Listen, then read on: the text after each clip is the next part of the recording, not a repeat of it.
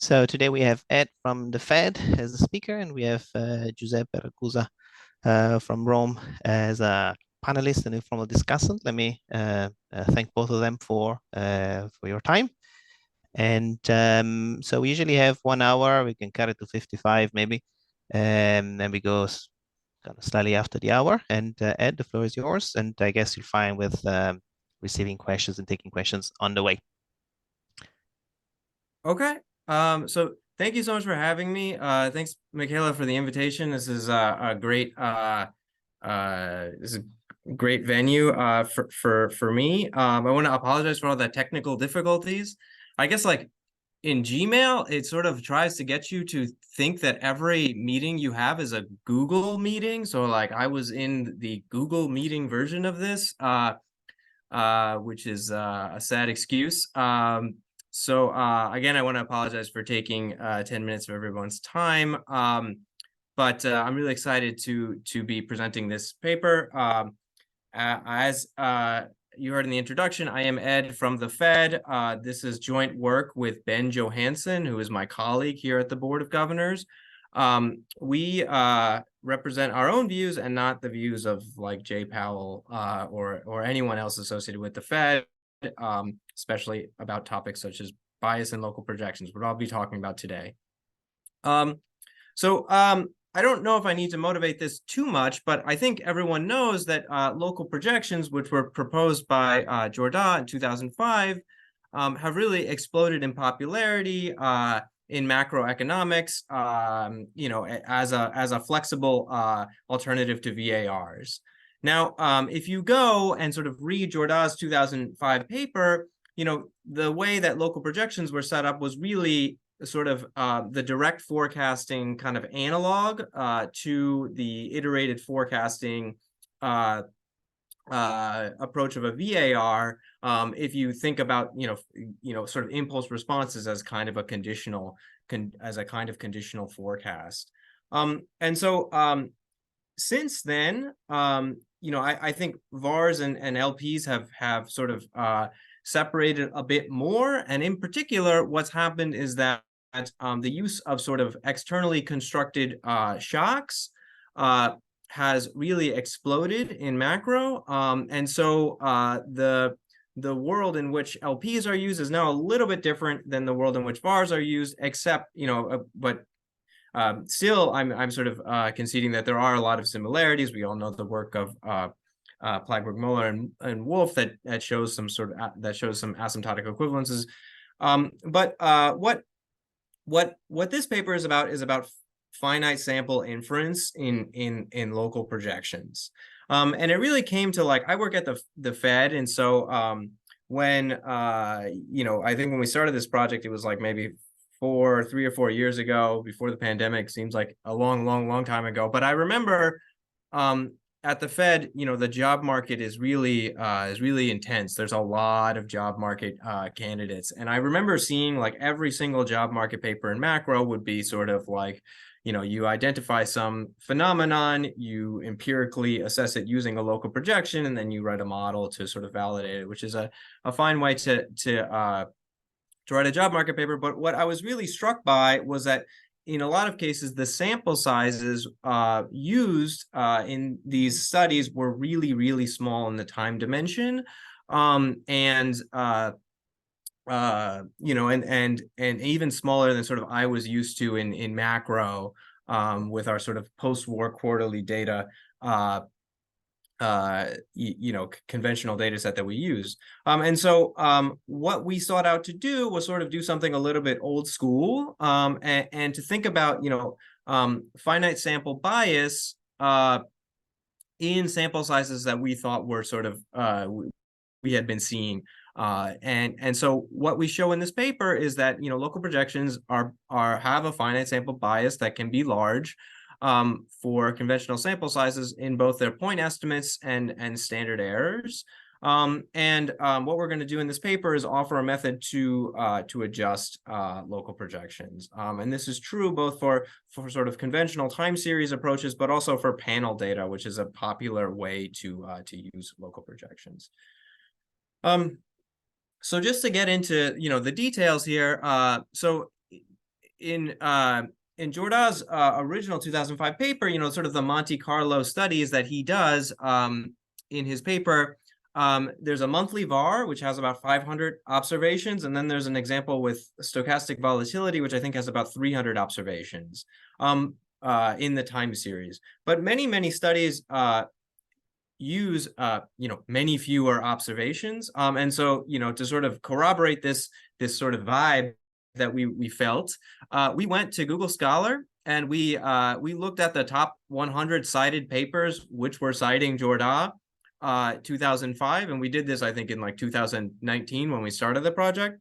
And we recorded the length of the time series used in sort of the main local projection in all of those papers. Now, of course, of these 100, not all of them were actually doing local projections. Some were sort of just citing Jordan, not doing them. And so I think we ended up with like something like 70 studies. And so here is a histogram of T, the sample size and the time dimension for this sample of 70 papers, which had a high number of citations.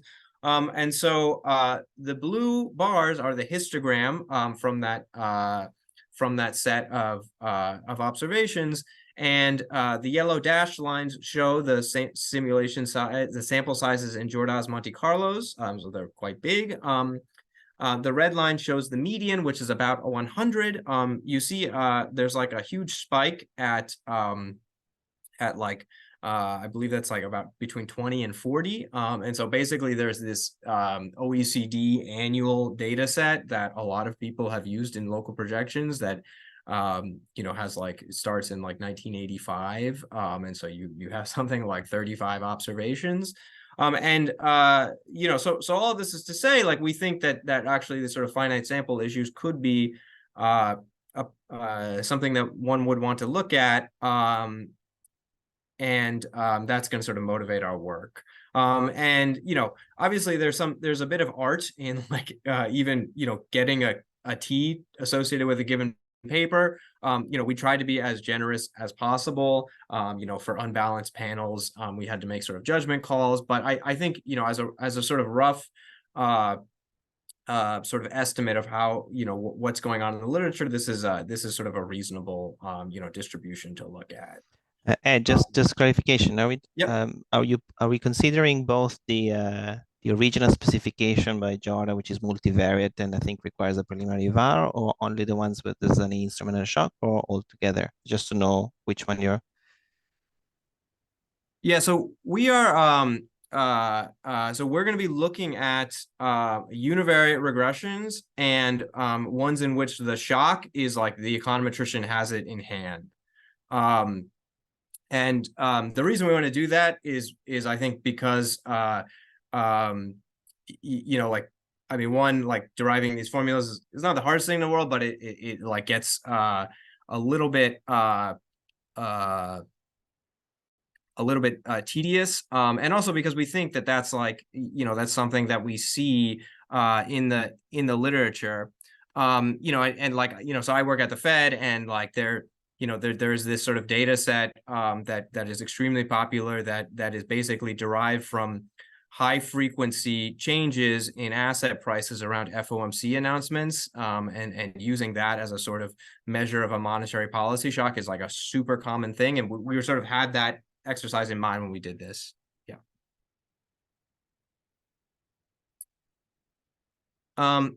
Okay. What we're going to do is we're going to just follow a really long tradition in sort of finite sample econometrics, and we're going to look at finite sample bias in local projections using Nagar expansions. And so these are just sort of higher order expansions of estimators. And so these have been used sort of recently in econometrics in a series of papers by Rilstone and Bao and Ola. And so Bao and Ola basically extend this kind of analysis to a time series framework, and that's what we that paper we sort of lean heavily on in our work.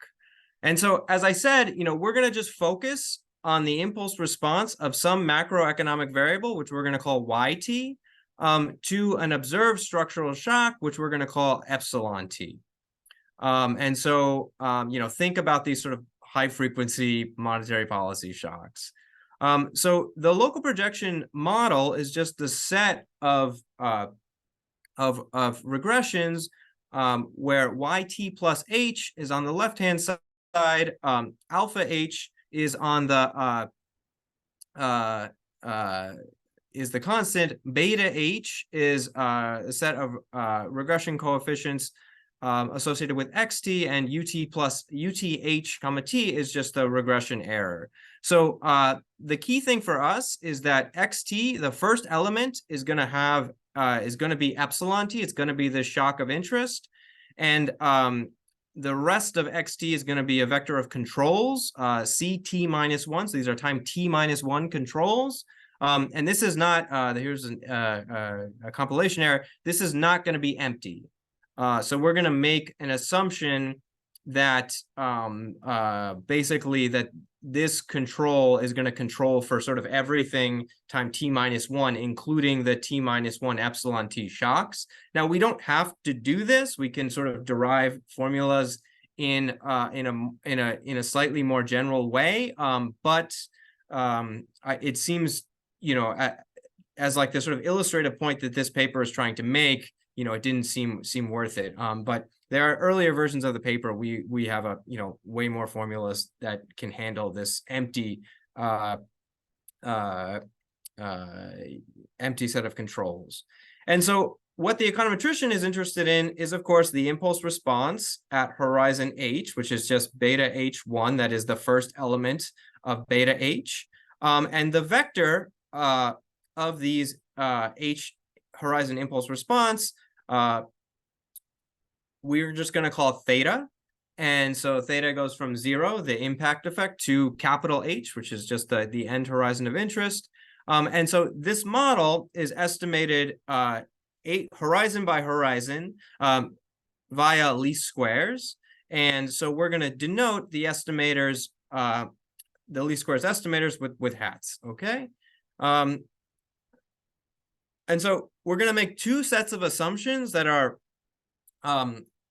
I think, fairly, they're both, I would say that they are sort of restrictive, and I'll talk about why I think that restriction is not, is not necessarily a bad thing. But basically, we're going to say that, everything, the data we use in our local projections, so that's y, epsilon, and ct, potentially these controls, is strictly stationary and ergodic.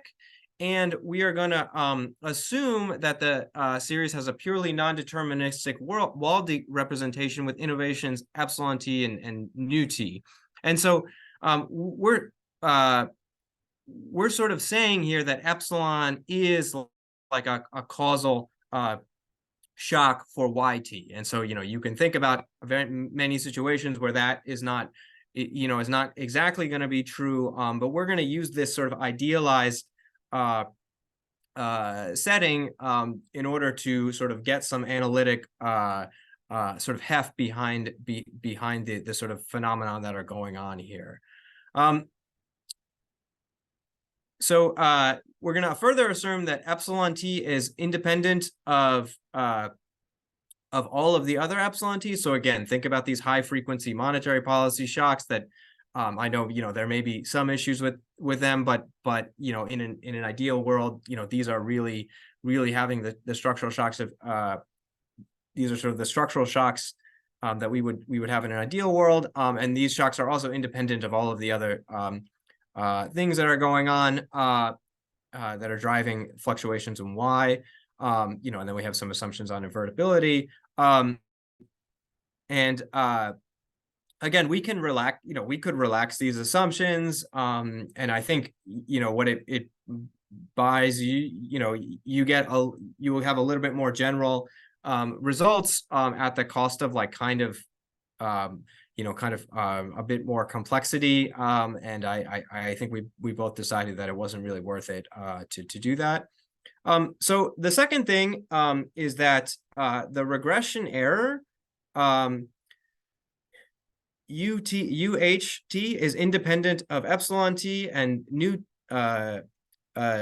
epsilon t minus j and nu t minus j minus 1 for all j. So basically, the controls are going to be perfect in the sense that they control for all of the past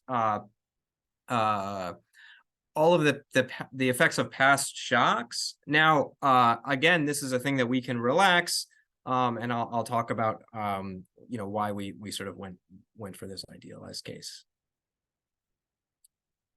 Okay, so you know, slide 5, we have the result from the paper. So under these assumptions, the approximate bias of the local projection is given by basically this capital B, which is a function of H, and you know, we're using LP to denote that it comes from the LP. And so that is this is the sort of first order bias. So we have this this term here, which soaks up all the higher order terms. And so what does this bias look like? Well, the bias is just this average of of some scalar times theta h minus j for sort of j from 1 to h. So basically, the bias is a function of all of the past at horizon h is a function of all of the past impulse response coefficients, right? And so you know, if you think about you know, like local projections have this sort of word in their title, which is local. Here, you know, because the bias is going to pervade the estimator, you know, actually you are getting, you know, some sort of non-locality in the sense that sort of impulse responses at other horizons will affect your estimate. And now, what is this scalar? Well, there's a 1 here, and this 1 is the bias that is associated with your impulse response estimate that comes from having to estimate the constant in that regression. And then this term, which looks a lot like an autocorrelation. So this is the trace of the covariance of the controls inverse multiplying by the jth autocovariance of those controls. And so, you know, basically intuitively, the more sort of correlated that your controls are, the more bias you're going to get in your regressor. Now, of course, this is sort of first order bias. So as t increases, this will decrease, right? And so like this will asymptotically vanish.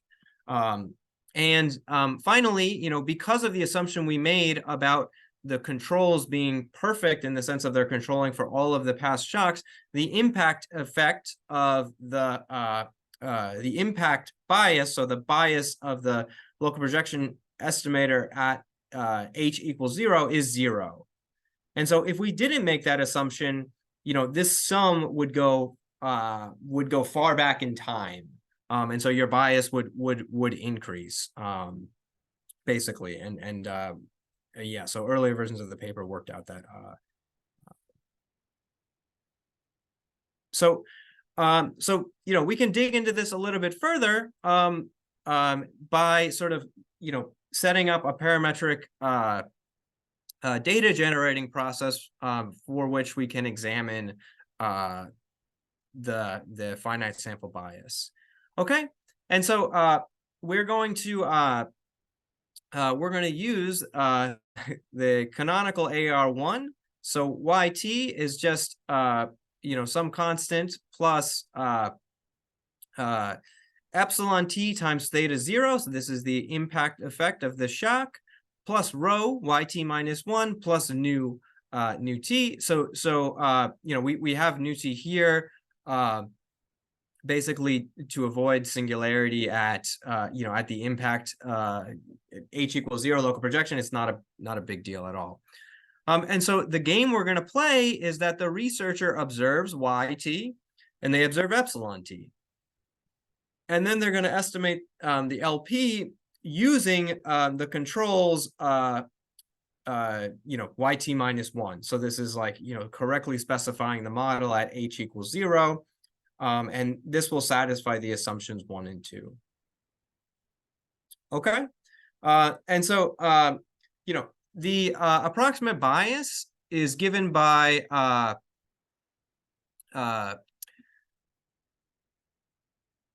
just filling in the earlier expression. And so the impulse response at any horizon h is just theta 0 times rho to the h minus j, or at any horizon h minus j is just theta 0 times rho to the h minus j. And so we can work out this sum.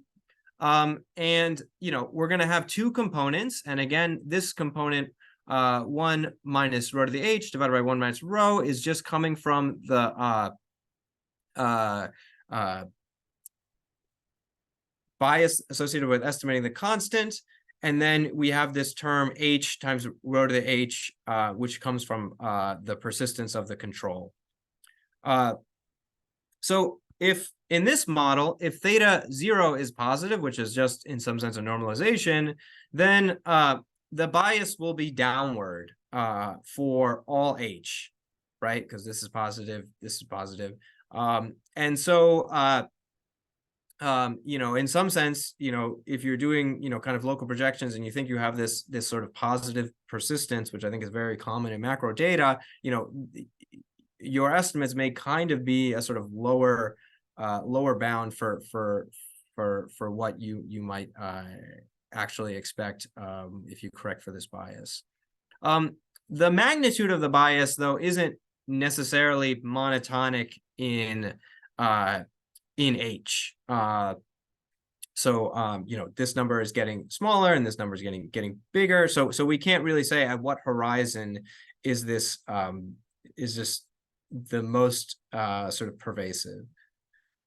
And so now these the formulas I showed you, that BHLP, that's just an approximation, right? That's taking sort of first order bias that we calculated using this Nagar expansion.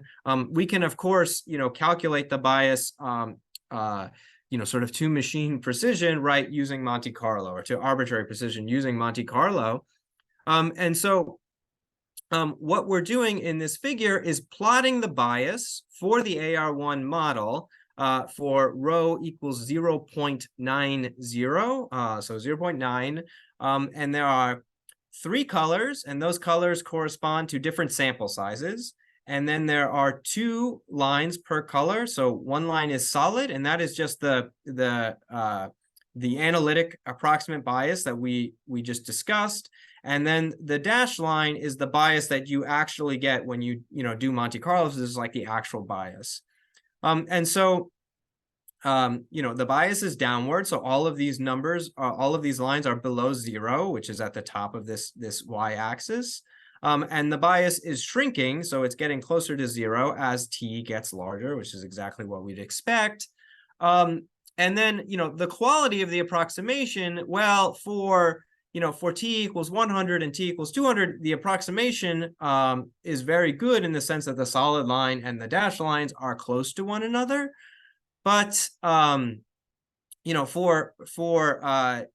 t equals 50, there is a bit of discrepancy between the sort of approximate bias that we get and the exact Monte Carlo. Now, as we increase rho, we get a different, we get sort of different magnitudes of bias, right? So as the persistence of the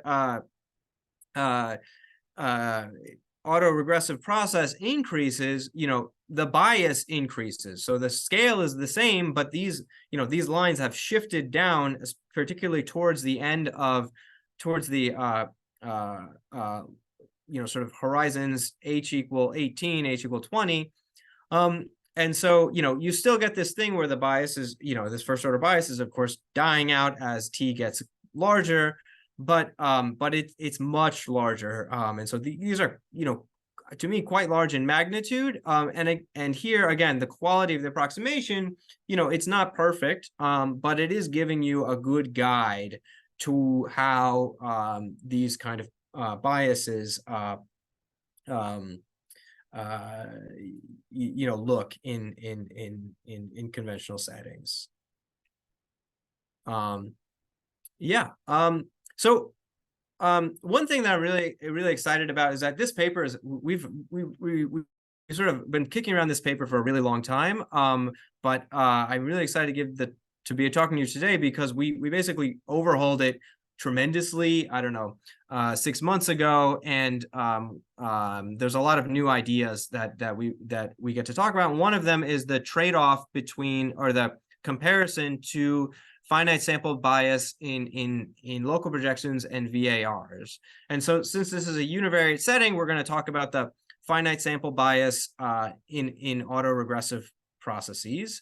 And so I think in this world, the issues of finite sample bias are really well known. So there's a lot of work by say, Pope, many others who I haven't listed here. There's a whole sort of one of the motivations for the Minnesota priors to sort of shrink towards towards unit roots, because we know that the estimators are downward biased.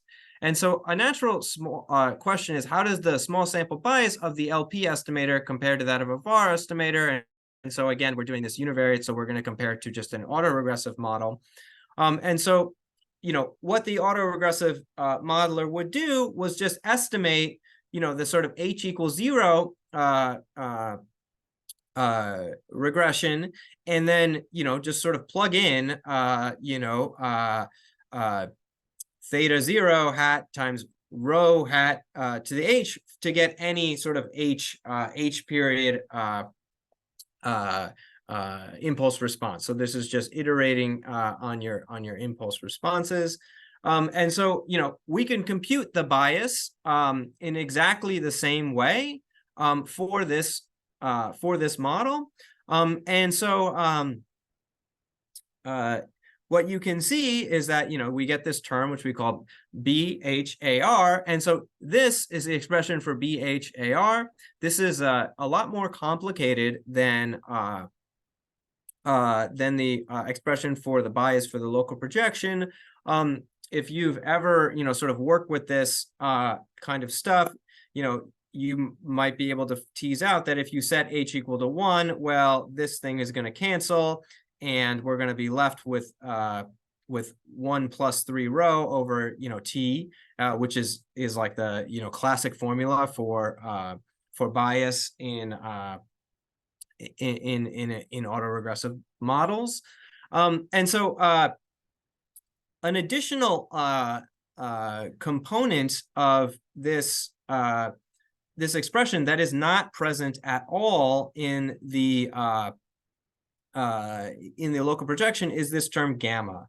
And so what is gamma? Well, gamma is basically the sort of noise divided by, the kind of total one step ahead forecast error. So this is the fraction of the forecast error that is attributable to the stuff other than the shock in your autoregressive model. And so there's this sense in which, this is going to affect your bias, and in fact, the less precise a signal you get from your structural shock epsilon, the sort of bigger in magnitude this bias is going to be.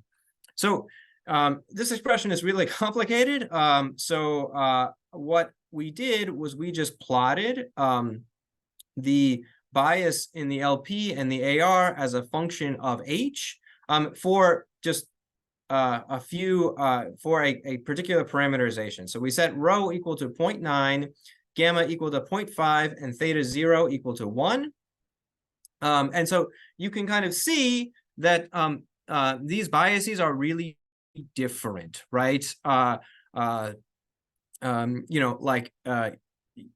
There was sort of, when we first started talking about this, with people, there's a, well, like we all know about, this bias in autoregressive models, it must be kind of the same. And the answer is it's not.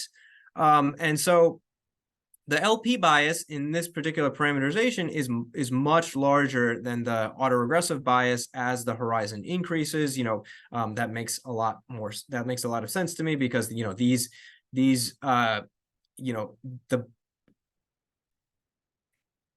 if you have, T, this is for, I believe, T equals 100, but if you have, this is at this H equals 20, you have like, 20% fewer observations for this estimate relative to the estimate that is constructed here.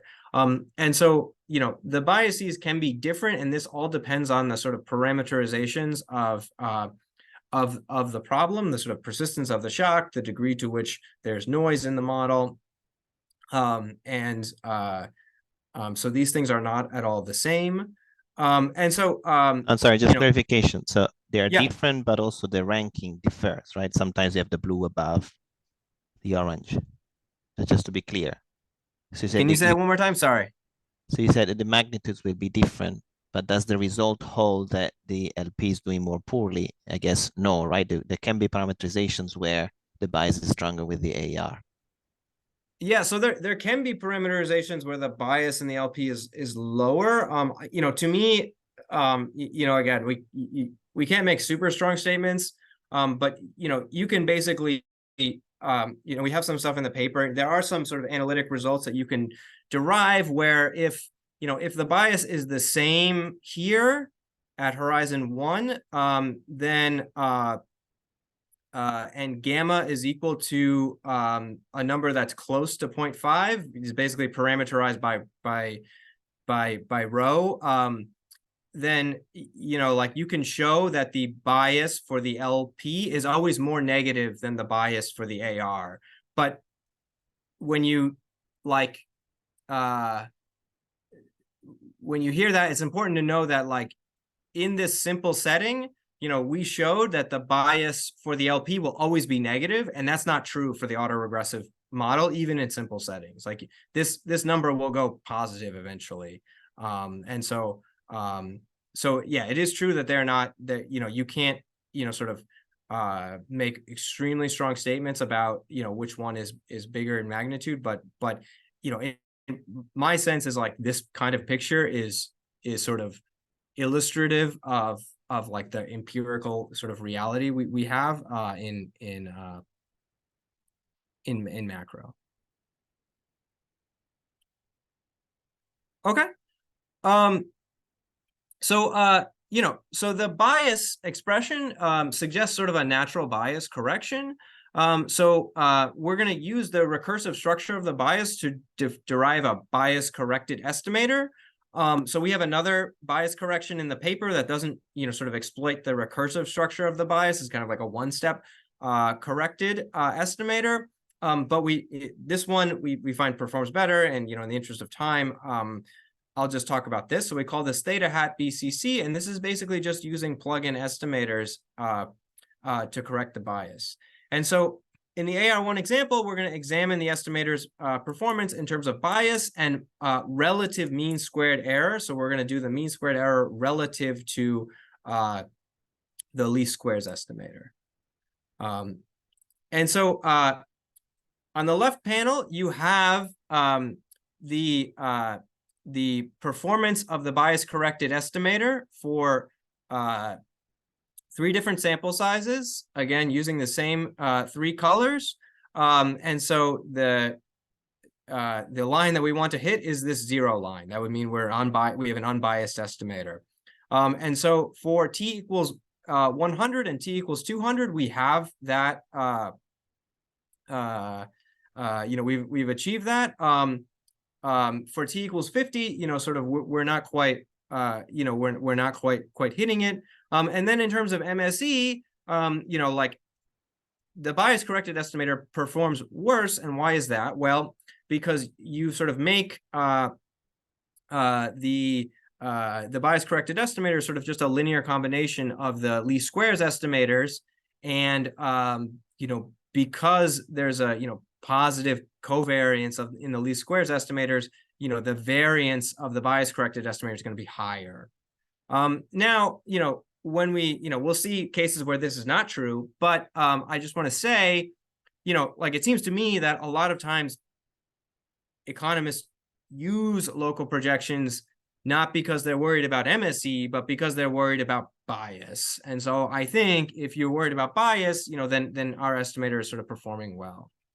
So for rho equals 0.9, you know, our bias correction does not fully correct for the bias. So there's still, you know, some bias here. So there's like, you know, basically about half of the bias is corrected. But on the other hand, you know, in this setting, the variance of these estimators is low. So even this sort of incomplete bias correction leads you to prefer the BCC estimator, both in terms of bias correction, because the least squares estimator will have more bias, but also in terms of MSE.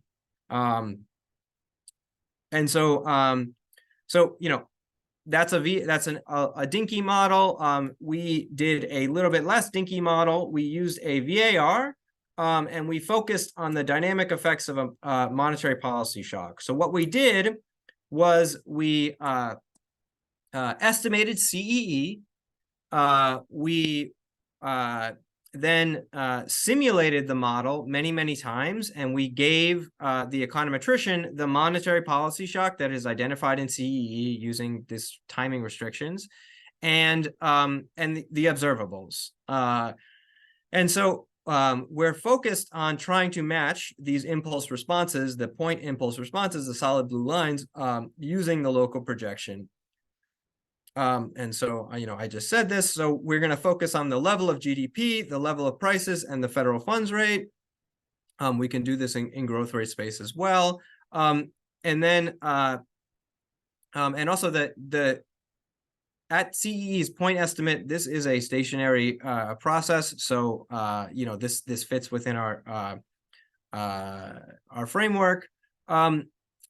You know, so for our controls, we're just going to control the same as you would in a VAR. The results are sort of qualitatively similar if you use different sets of controls. And then we're going to compare, you know, the least squares estimator and BCC. And so, you know, we've here we have a slightly different set of figures. So the dashed line is the bias from the least squares estimator, and the solid line is the bias from our bias corrected estimator. And green is 200, and red is 100. That is sample sizes. And so you can see we do better in terms of bias for both GDP and the price level. You know, this bias, you know, can be sort of economically meaningful. So like 2/10 on log GDP is like, you know, it's not, you know, it has some economic significance. When we talk about mean squared error, you know, you know, again, we see there's no sort of uniform ranking. So our model, a number less than 1 indicates that our model has less mean squared, or our bias corrected estimator has less mean squared error than the least squares estimator. So that's true for some H, but not all. But again, I would argue that like bias is, you know, it seems to me to be at the heart of local projection estimation. And so, you know, reasonable sets of preferences could still lead you to prefer our bias corrected estimator. And so, yeah, so you get a similar story for the federal funds rate. And so we sort of see that, you know, sort of a bit more complex dynamics, you know, sort of yields, you know, sort of similar results, and I think good performance of our estimator. Sorry, so, can you hear yep. me? Yep.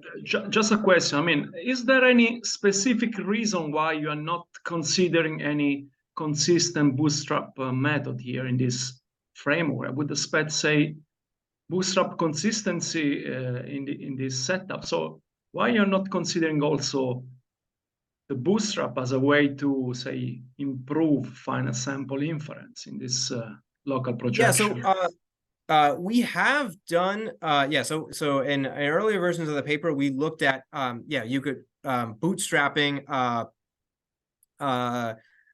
as a method of bias correction, and I think we were using a kind of block bootstrap. What we found was that these kind of bootstraps were sort of killing the autocorrelation, even, you know, for reasonably large blocks, so that we didn't see much of an improvement in bias correction from block bootstrapping our model. You know, now there are many sort of variants of the bootstrap, and we didn't try them all to be sure, but our you know, sort of standard bootstraps from I think we used the one suggested in Killian's restat paper, didn't improve the finite sample performance. Okay, thank you. Yeah. May I also just make a suggestion? So you have a formula for the local projection, for the least square estimator as well for its bias. So you could also correct the bias of the least square estimator and then compare, right? Yeah. That's a good point. We didn't do we did not do the sort of an analogous bias correction for the to like bias correct the sort of parametric model. So we do a bunch of experiments in an appendix where we compare these local projections to the VAR in this case, and for both sort of correctly specified and misspecified VARs, and sort of what we find is that actually in this setting, even a misspecified VAR is preferable to a local projection, which I think is sort of what you find is sort of the early forecasting or the forecasting literature from like 20 years ago. So the Shorfida 2005 and Marcelino, Stock, and Watson also find that. But yeah, it's true that we could sort of do a little bit more on the other side. Yeah. So 10 minutes, Ed. 10 minutes. 10 minutes remaining. Is that okay? Okay, got it. I'm gonna go a little bit quick. So you can imagine doing this in a panel, and in a panel, all we're gonna do is we're gonna add I entities, and we're going to sort of run the same kind of local projections. We're going to make similar sort of assumptions that allow us to have some analytic tractability. I'm not going to go through them because they're very similar to the time series versions. But basically, you get a formula that looks very similar to the one that we derived, except now this autocorrelation term is sort of an average of these autocorrelations across entities. And so rather than sort of go through these like variables which have 4 subscripts, which is kind of crazy, I'll just show you what happens in an AR1 panel example.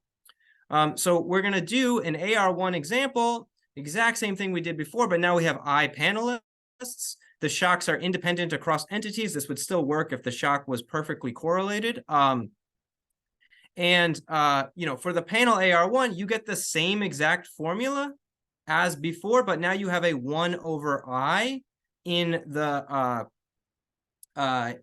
in the term that is about the persistence of controls. So part of the bias, the first part of the bias, 1 minus rho to the H divided by 1 minus rho, is never gonna disappear, because that comes from estimating these individual specific or entity specific intercepts.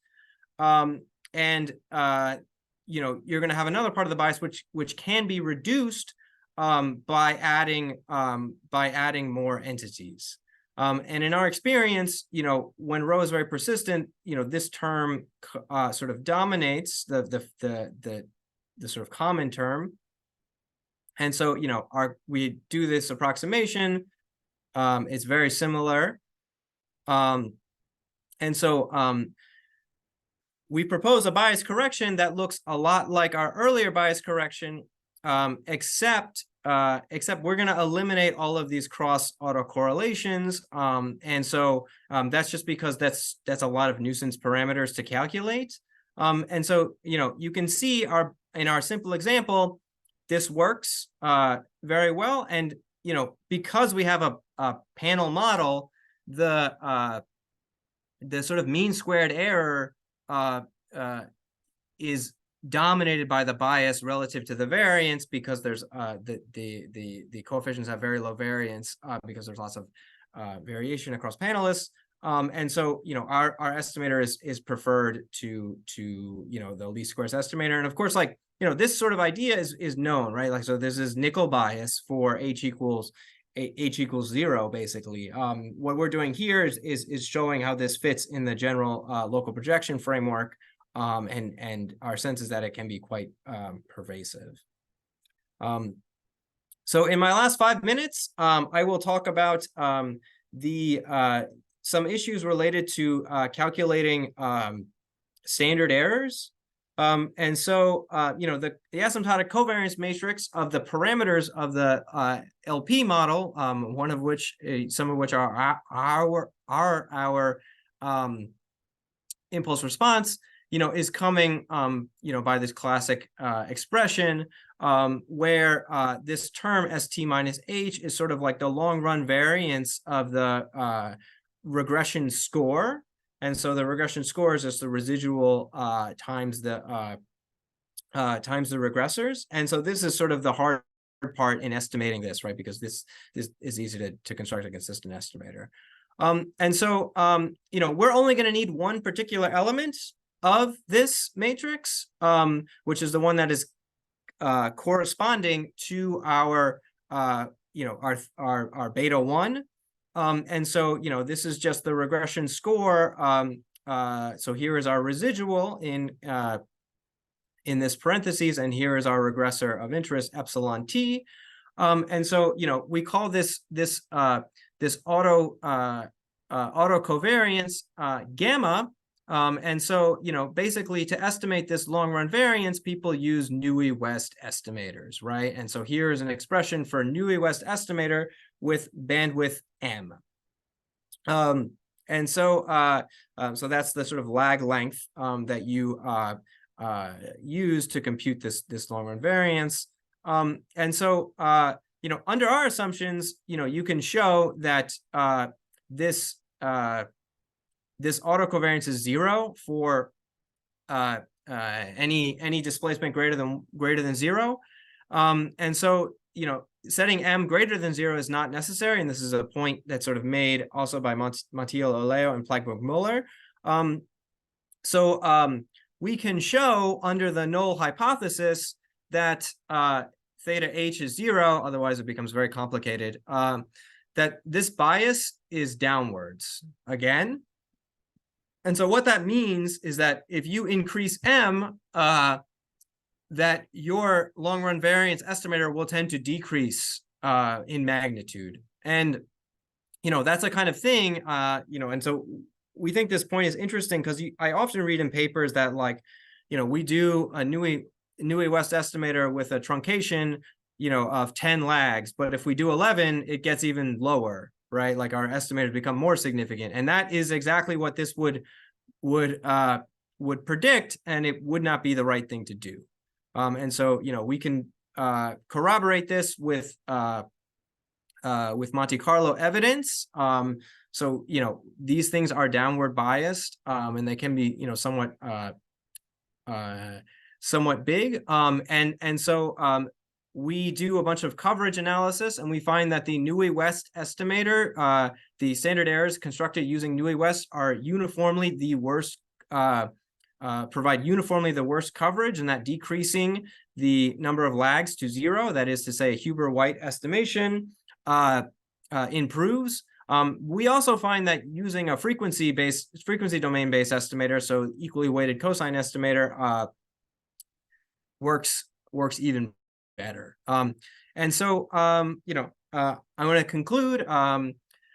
So, what we said is, when we started this, is like, it seems like people use really short time series in LPs. I wonder what the implications for that are. And in terms of finite sample bias, there is implications, and we think that the bias is big in both point and standard errors estimation, and we sort of have thought a little bit about how to bias correct, and we're currently thinking a little bit more. But thank you so much, and again, I apologize for all of the technical problems that I brought with me. Yeah, no problem.